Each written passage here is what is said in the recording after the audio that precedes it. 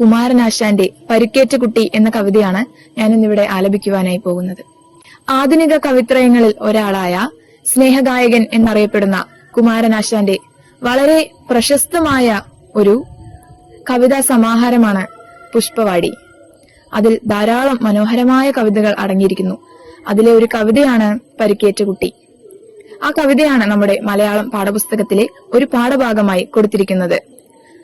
അമ്മയ്ക്ക് തന്റെ കുഞ്ഞിനോടുള്ള സ്നേഹവും വാത്സല്യവുമാണ് ഈ കവിതയുടെ ആശയം. നമുക്ക് കവിതയിലേക്ക് കടക്കാം.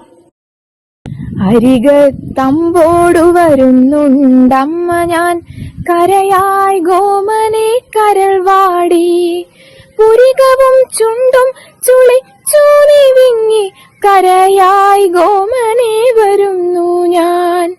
പനിനീർ ചെമ്പകച്ചെറുമുള്ളേറ്റു നിൻ കുരുന്നു കൈവിരൽ മുറിഞ്ഞിതേ, തനിയെ തൈമാവിൽ കയറി വീണോമൽ ചെറുകാൽ മുട്ടുകൾ ചതഞ്ഞിതേ, മറിച്ചിട്ടിപ്പടം മുകളിൽ നിന്നയ്യോ മുറിച്ചിതേ പൊന്നിൻ നിറു കയ്യും, മുറിയിൽ കട്ടിന്മേൽ കയറി ചാഞ്ചാടിത്തറയിൽ വീണിപ്പൂകവിഴും നീ, കരുതേണ്ട തല്ലുമിതിനായി ഞാനിന്നു കരയേണ്ട നോവുമാകന്നു പോം.